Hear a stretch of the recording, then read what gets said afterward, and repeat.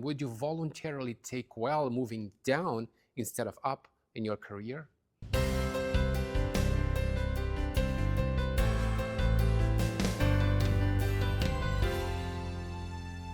Would you be willing to take a demotion?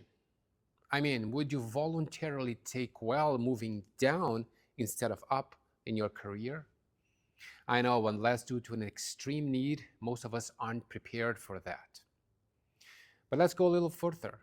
Imagine being a king and voluntarily becoming a beggar, relinquishing the prestigious position. Yeah, that's almost impossible.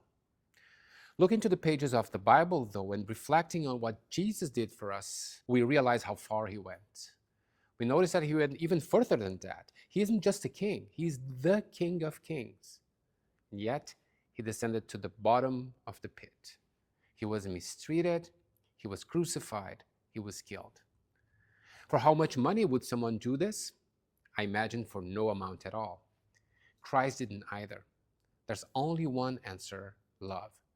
Though he was in the form of God, Paul says, he did not count equality with God a thing to be grasped, but he emptied himself by taking the form of a servant, being born in the likeness of man, and being found in a human form, he humbled himself by becoming obedient to the point of death, even death on a cross. That's Philippians chapter 2. It wasn't with gold or silver that he came to rescue humanity, but with his holy and precious blood, like that of a lamb without blemish or spot. That's 1 Peter chapter 1. This is the reason: love for the fallen human creature that was lost, to bring them back home. A king who comes to meet us in humility, to give us opportunity to ascend, but not in position or human status, rather to the greatest condition we can have. We become children of God, saved by his grace and redeemed by his blood. See what kind of love the Father has given to us, that we should be called children of God, and so we are. That's 1 John chapter 3.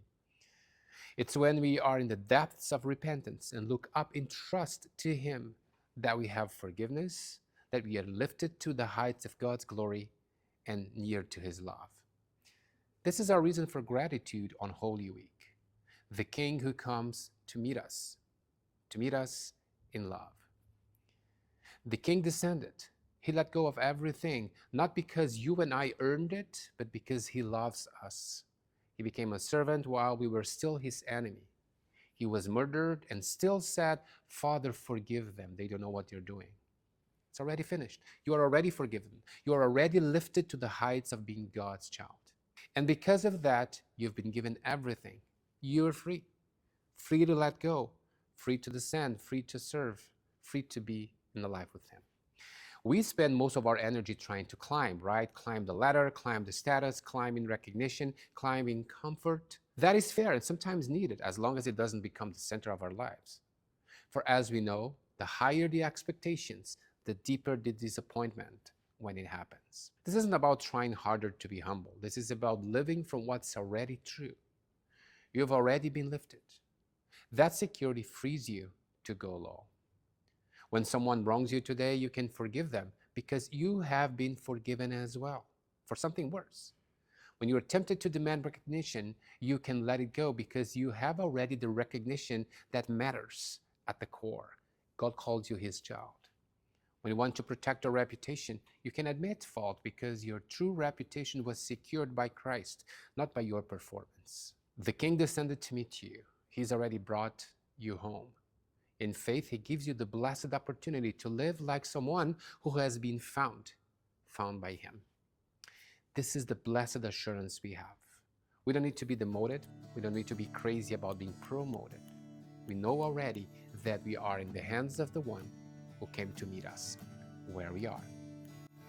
When I survey the wondrous cross on which the Prince of Glory died, my richest gain I count but loss, and pour content on all my pride. Forbid it, Lord, that I should boast, save in the death of Christ my God.